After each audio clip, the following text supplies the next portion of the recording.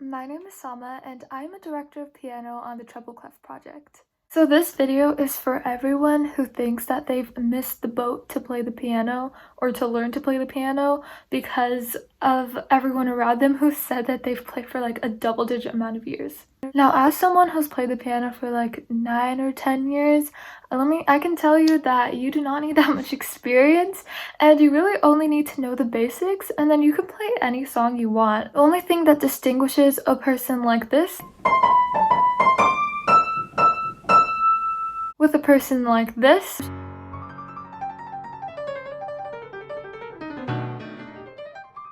is practice. So basically what I'm going to go over in this video is the overall things of what you need to know when you're reading music, when you're playing the piano on the physical keyboard, and any resources you need along the way so that you can get started learning this beautiful instrument. So this is what my piano looks like. I have a Perzina, but you can get a Yamaha. Those are really popular. And you don't have to get a big piano like this. You can get a keyboard. That's also really great for music production. Or you can get an electric piano. It's really up to you. So before you even get started playing the piano, you want to make sure that your seat is in the correct position. So as you can see, you should straighten your posture and play with your arm at a little bit more than a 90-degree angle and your legs parallel to the ground. Now when you're actually playing the piano, you should make sure that your arms, first of all, your hands should be loose. You shouldn't be playing with your wrists, so you shouldn't be moving around like that. You should move your whole hand around and make sure that your hand is curved as if there's like a tennis ball in your palm and you want to keep that tennis ball there without getting squished. So you want to play it like something like that. So it may seem a little bit annoying when you're practicing to keep your hand in this position because we naturally want to play more like flat-handed, but this isn't good for your hand when you're playing. And also if you just get into the habit of playing like this, it'll be more impressive to other people when you play because it shows that you're more professional and know what you're doing.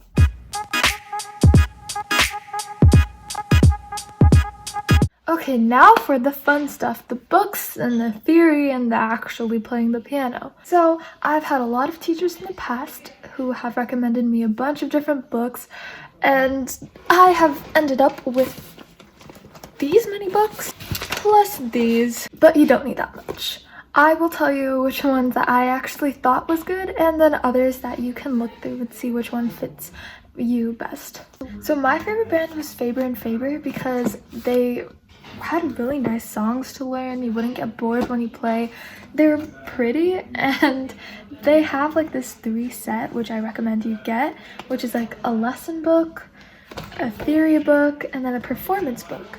And you kind of just learn from the lesson book and you can learn theory, and then you could do the performance ones which kind of test what you learned in the lesson books into more harder songs. They also have some like favorite songs. They have like a Christmas edition, and I even really love this popular songs book, which was like all the pop songs that were popular at the time, like Can You Feel the Love Tonight, Lean on Me, The Entertainer, and it was just really fun to play, and it really keeps you hooked on to playing the piano when it can get hard and kind of annoying to learn all the theory. Another book that I used was Alfred's Basic. I prefer Faber and Faber a little bit more than these, but these are still really great and I learned a lot from them. They have the same theory, recital, practice books, and levels, and they're all really great to learn from. I highly recommend also learning classical music, and a book that I really loved for that was Essential Piano Repertoire, Keith Snell, because these classical musics like minuets, sonatinas were really fun to listen to and they won't bore you at all. If you don't want to buy any more songs or books, you can also just search up sheet music and print it out like I did. This is Wish Upon a Star, but you can search up any song you want and just play it from the internet. So the last thing I'll be showing is the process of how to approach a new song to learn it so that you can apply this process to your own musical learning. So on every piano, there will be a little easel for you to put your music on. So the first thing I do when I see this song is I go to this part over here. I notice that the key signature is F major, and I know this because I either memorized it or you can use the circle of fifths method. I also noticed the time signature, which is 4/4, which is the most basic time signature there is in music. And this basically means that the quarter note gets the beat, and there's 4 of those in each measure.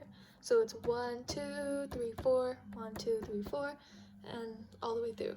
Then I look at the dynamic, and this is mezzo piano, which means that it's a little bit more than piano, but not at the mezzo middle level. For the actual music learning process, what I do usually if a song is way too hard together is I break down the right hand, which is the treble clef line, and the left hand, which is the bass clef line. I learn the right hand all the way through, but if I make a mistake here, I'm not gonna just start over until I get this right. I'm gonna keep practicing this measure again and again until I get it right, and then I can move on. Then I can start with the left hand and putting it together. If it's too hard to play it automatically together, then you can play the left hand alone without the right hand.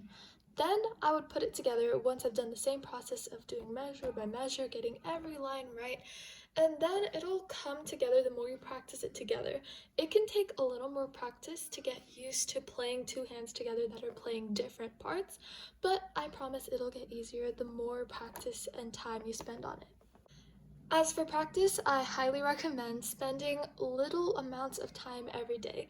If you spend like one day doing one system, which is this whole block, then you're gonna finish this pretty fast, like in around 8 days.